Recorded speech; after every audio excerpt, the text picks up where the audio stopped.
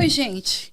Hoje eu estou recebendo um médico muito querido, muito participativo, muito ativo nas redes sociais, Dr. Jair. Muito obrigada por estar aqui. Obrigado. Você quer se apresentar?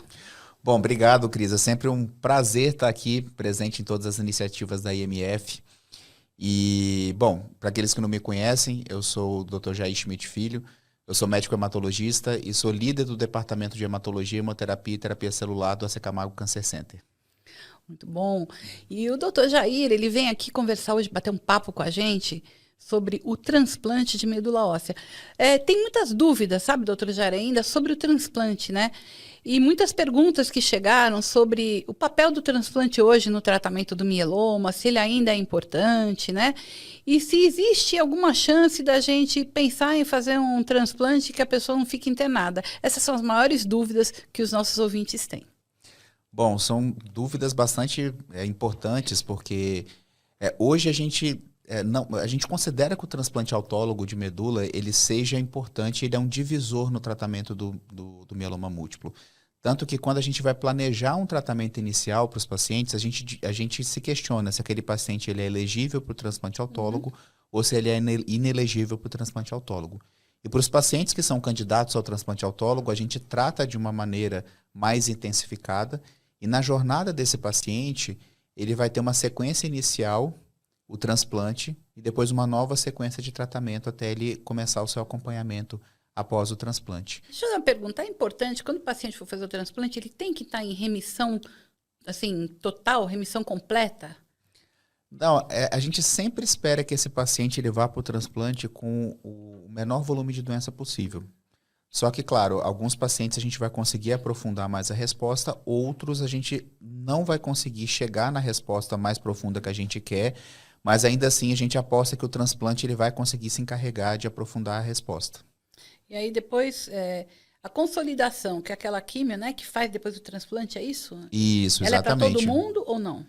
Hoje, no geral, para os pacientes que são considerados elegíveis, essa tem sido uma etapa cada vez mais recomendada. Então, quando a gente vê como que tem sido os estudos levando em conta o perfil de paciente elegível, ele leva em conta essa realização da consolidação. Você fazer a indução inicialmente, depois o transplante, depois a consolidação e depois a manutenção. Entendi. E o transplante, o pessoal sempre fala, células, quanto tempo uma célula pode ficar guardada? Existe diferença dependendo do freezer? Sim. O freezer mecânico hoje que a gente tem, que leva até temperaturas no máximo aí menos 80 graus Celsius, esse, por definição, pela nossa legislação, recomenda-se armazenar por até 2 anos. Existe uma recomendação na própria RDC que fala que se o centro se responsabilizar por ter o seu critério de qualidade e manter além dos 2 anos, isso é possível. Só que, no geral, a recomendação tem ficado em torno desses 2 anos. Só que tem a outra modalidade de criopreservação, que é em nitrogênio líquido, que essa normalmente é preconizado você manter por período indeterminado. E essa o SUS normalmente não tem, né? Alguns centros públicos têm, Tem? mas a maioria, quando a gente fala de muitos centros públicos, inclusive privados, vão trabalhar com freezer mecânico menos 80. Pô, se o paciente já fez um transplante, e aí, de repente, ele precisa do segundo, e ele não tem células guardadas, dá para colher? Dá. Claro que assim, a gente aumenta o risco de você falhar a coleta das células-tronco. Por quê? Porque para aquele paciente que já teve um transplante autólogo previamente, a reserva medular dele, né, então a quantidade de células que tem na medula óssea, ela diminui. Então, você vai ter que dispor de algumas técnicas aí para tentar fazer essa coleta das células-tronco e assumir o risco que você pode ter mais falhas. Mas tem um medicamento que dá para melhorar, né? Tem o Plerixafor, que é uma medicação, ou o Mozobil, né? O nome comercial, e que a gente pode dispor dela para os casos de pacientes que tiverem falha de mobilização. E aí, geralmente, a gente tem tido umas taxas de sucesso na coleta com o Mozobil boas. Porque é uma preocupação nossa, porque a gente sabe que aí 75% dos pacientes no Brasil não têm acesso ao sistema privado, né? Sim. Então, eles vêm, às vezes, falando, eu preciso fazer o transplante, eu não tenho célula, me disseram que eu não vou colher. Então, assim, é bom a gente saber que tem opção, né? Que dá para ir atrás, né? E uma coisa importante, Cris, o papel do transplante autólogo no sistema público de saúde hoje ele é ainda mais importante, porque a gente realmente tem feito diversas iniciativas e a IMF realmente é pioneira nisso, sobre essa questão de você lutar por uma equidade de acesso. E hoje, no cenário que a gente tem, né, de pouca disponibilidade de novas terapias da segunda linha em diante de tratamento, então o transplante autólogo ele é importante. Ele é muito importante na primeira linha para a gente aprofundar a resposta e para a gente garantir que os pacientes na primeira linha eles sustentem a resposta por máximo de tempo possível. E eu acho que assim, o nome transplante, eu sei que muita gente que vai estar vendo a gente já tirou de letra, mas quem foi diagnosticado e quem ainda vai passar por isso tem muito receio, né? E hoje eu acho que a gente já desmistificou isso, né? Sim. Porque o tempo de internação é menor, né? Dá para gerenciar a mucosite, que às vezes acontece, né? E assim, a minha pergunta eu sei que não, mas eu vou perguntar exatamente, todo mundo quer saber. Existe um tempo mínimo de tratamento que um paciente tem que fazer antes do transplante? Por exemplo, às vezes o paciente fala, olha, eu fiz 4 ciclos com bortezomib e cicoidexa, ou eu fiz com Revlimid, ou fiz 3. E eles ficam preocupados que se é muito pouco, ou se é demais. Existe um mínimo? Como é que o paciente sabe quando é hora dele fazer o transplante? Porque aqui na MF a gente acredita que o paciente faz o tratamento junto com o médico. Então, Sim. a gente sempre fala, você tem que ter certeza que você está recebendo o melhor tratamento. Então, a gente pega também, sabe? O paciente tem que pegar para ele, saber se está na hora mesmo. Então, a minha pergunta é, como é que a gente sabe? Existe um mínimo de ciclos que tem que ser feito? Como funciona? Sem dúvida. Acho que você colocou um ponto importante. O paciente tem que estar cada vez mais empoderado da situação e compartilhar de todas as decisões aí junto com o seu médico. Mas, assim, normalmente, se a gente for considerar de acordo com os estudos, o recomendado são 3 a 4 ciclos no mínimo. Então, dificilmente menos do que 3 vai ser indicado antes de se fazer o transplante, porque justamente é a quantidade de tratamento que você espera para poder chegar numa resposta adequada para poder ir na sequência para o transplante autólogo. E o que acontece se o paciente fez lá o tratamento, a medula dele está praticamente limpa, né? E aí ele está na fila do transplante e ele fala, meu Deus, e agora? O que vai acontecer? Se demora 5, 6, 7 meses, eu corro o risco do mieloma voltar. Qual é a melhor maneira de conduzir isso? Essa é uma situação sempre muito desafiadora, né? Então, eu estou dentro de um centro que é público e privado hoje, né? Então a gente faz transplantes em paciente no SUS, a gente faz transplantes em pacientes no sistema privado, mas mesmo os pacientes nossos do SUS, felizmente a gente não lida com essa questão do atraso. Mas a gente sabe que diversos centros têm restrições de leitos, recebem muito mais pacientes referenciados do que a capacidade consegue atender e naturalmente as filas elas vão acontecer. O que a gente muitas vezes recomenda, e eu já lidei com essa situação trabalhando em outros centros públicos, que eu tinha que fazer essa gestão da fila, é justamente você ter um contato muito próximo com o colega que encaminhou esse paciente e deixar esse colega ciente de que a fila de fato ela existe e que ele tem que fazer um monitoramento desse paciente. Então esse paciente ele tem que ser monitorado de tempos em tempos e tem que ter cuidado para ver se realmente está tendo um escape de resposta.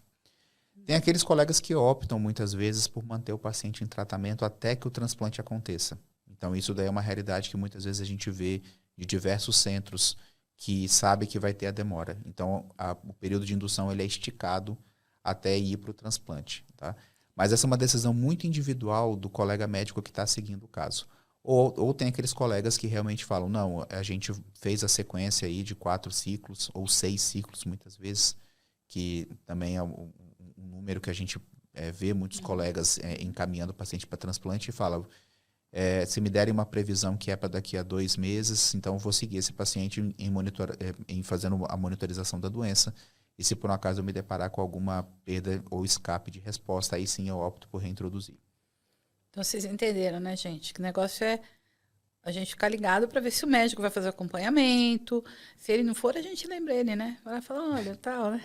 É sempre muito dinâmico, né, Cris? Assim, essa que é a questão. Eu acho que o mais importante Mas é duro, isso. hein? Eu vou te falar que em muitos lugares, fora dos grandes centros, os médicos largam o paciente recidiva e aí vai para o transplante. E é lógico que o resultado não é o que ele esperava, né? Com a doença ativa é mais difícil. Então, eu acho super importante esse nosso papo para a gente poder falar, aí, é assim que se faz, então vamos lá, vamos aprender e vamos cobrar dos médicos que estão atendendo a gente para que a gente espere na fila da maneira mais segura possível, né? Sim, exatamente. Então, tá na fila, passou 1 mês, passou 2 meses, é importante sempre ver como que está a resposta. A resposta está mantida, a resposta não está mantida, então isso que é importante. E aí, o que acontece com as vacinas? Porque o paciente faz o transplante de medula, ele perde tudo que ele fez a vida inteira de vacinação, né? Como é que fica isso? Quando que é o momento de começar? Vacina de vírus vivo, não vírus vivo? Explica um pouquinho pra gente. Isso é importantíssimo, porque é como se a gente resetasse o sistema imunológico do paciente. Então, você realmente precisa repetir o calendário vacinal e, normalmente, a gente já tem um calendário para pacientes pós-TMO que ele deve ser seguido. E, normalmente, começa-se com 3 a 6 meses a primeira dose da vacina.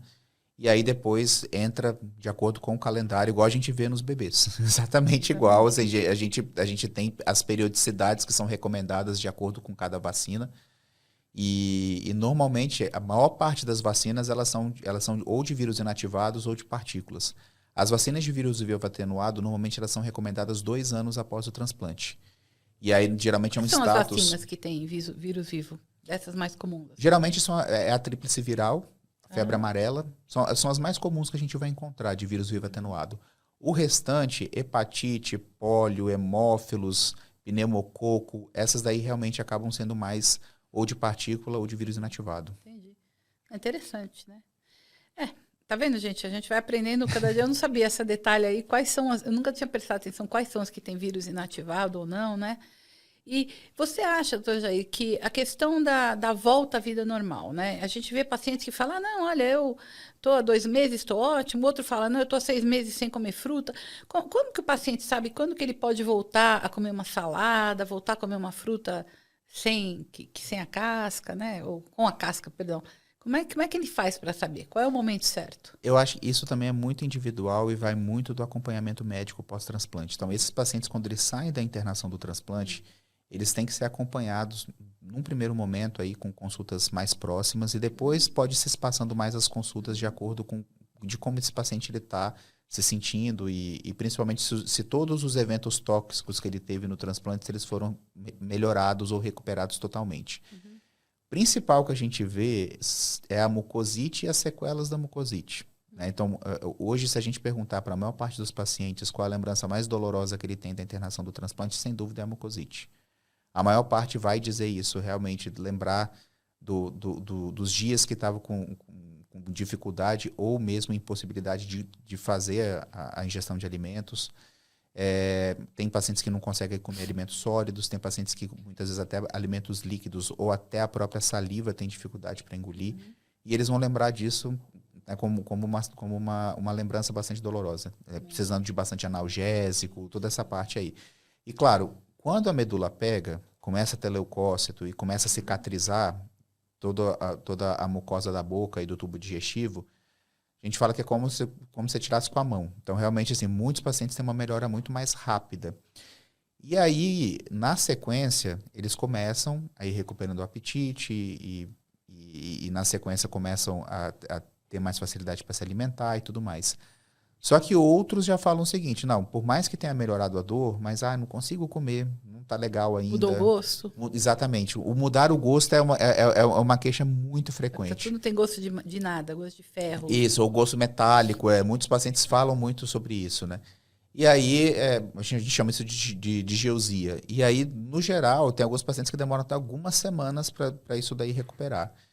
Então, aí é do feeling, né, e das avaliações periódicas que a gente vai ter nas consultas para a gente ir liberando. Né? Mas aí, eu quero dizer assim... E um nutricionista do lado, que é muito importante. Foi dia do nutricionista, se não me engano, acho que há 2 dias atrás. É um profissional que é muito importante no acompanhamento desses pacientes junto com a gente. Interessante. E quando que o paciente pode voltar a comer salada crua, essas coisas? Depois de quanto tempo? Essa normalmente é uma recomendação com o paciente neutropênico, tá? Isso é mais importante durante o período que ele tá internado. E aí, geralmente, a própria equipe de nutrição do hospital ela vai se encarregar de individualizar a dieta para isso. Com o paciente em casa, fora do contexto de neutropenia, geralmente a gente não recomenda mais você fazer restrição de salada crua, fruta de casca fina, tudo isso que a gente recomendava mais no passado. Então, acho que hoje, assim, com o paciente fora do contexto de neutropenia, você já consegue liberar esses alimentos. Mas, claro, assim, a gente orienta com relação à higiene desses alimentos, né? Então, frutas, legumes, saladas, sempre higienizar da melhor forma possível. Mas essa é uma recomendação universal, mas que a gente reforça ainda mais aí no contexto do paciente pós-transplante. Sabe quando a minha mãe fez o primeiro transplante de medula óssea? Em 2001? É isso aí. 2001, foi nas Torres Gêmeas. 2002, não foi 2002. A gente tinha que comprar, ela fez transplante nos Estados Unidos, né? E lá eles usavam muito álcool gel. Não tinha álcool gel aqui. A gente teve que ir numa distribuidora de produto hospitalar, pedir álcool gel, comprar vidrinho descartável e colocar. Então, meus filhos eram pequenos, né? Então, assim, álcool gel faz parte da minha vida desde 2002. E a gente não... Isso é importante, manter essa higiene da mão, né? Mas agora que nós estamos saindo de pandemia, mas muda muito, não muda? Muda. A gente manter a... Eu acho que a pandemia ainda difundiu ainda mais essa questão do álcool gel, né? Então, isso daí é algo que a gente viu. O álcool gel é um item quase que obrigatório na maior parte dos ambientes aí no contexto da pandemia. Mas, assim, o cuidado com a higiene, você tendo um paciente imunossuprimido, tudo bem que não está no período mais imunossuprimido, que é o período que ele está internado. Mas, ainda assim, etapas do nosso sistema imunológico, elas vão se recuperando com o tempo, né? E se a gente fala muito dessa questão aí da consolidação e da manutenção pós-transplante, você também vai ter um período ali que você vai deixar o paciente um pouco mais imunossuprimido. Então, esses cuidados, eles são fundamentais. Então, realmente, manter o cuidado com os alimentos, igual eu coloquei, com a parte de higienização. E das mãos, então, nem se fala, né? Das mãos, realmente é o que a gente toca, né? São as superfícies e aquilo que você, a todo momento, vai ter o contato ou com a boca ou com vias respiratórias. Então, acho que isso daí é muito importante. Então é isso, gente. Olha, eu quero que vocês mandem pra gente pelo nosso WhatsApp, que é o 11988680315, que a gente vai deixar aqui gravado. O que mais vocês querem saber sobre transplante? Porque daí a gente traz o Dr. Jair de volta e continua a nossa gravação. Com certeza, é um Dr. prazer. Jair, olha para aquela câmera ali, ó. E qual a mensagem que você quer dar para os pacientes? Falando de transplante, qual é a dica? Bom, a principal dica que eu quero dar para os pacientes é o seguinte: muitos têm receio do transplante quando a gente coloca o tratamento inicialmente e fala, você vai fazer uma sequência inicial de tratamento e na sequência vai vir o transplante. E aí o nome transplante, ele carrega consigo um temor muito grande. Mas que a gente tenta, sob diversas formas, desmistificar o transplante e ressaltar a importância dele, porque por mais que a gente tenha caminhado com rumo ao desenvolvimento de novas terapias, novas drogas que vieram para somar no tratamento do mieloma múltiplo, nos pacientes que se beneficiam do transplante, o transplante ele não foi substituído, ele foi, na verdade, aprimorado com a chegada dessas novas medicações. Então, tudo que vem hoje para agregar no tratamento do mieloma múltiplo é para somar ao que a gente já faz hoje com o transplante. Então, gostaria de passar a mensagem de que sim, o transplante ele continua sendo importante no tratamento do mieloma múltiplo. Obrigada, Dr. Jair. Obrigado, Cris. Obrigada a você por estar aqui com a gente.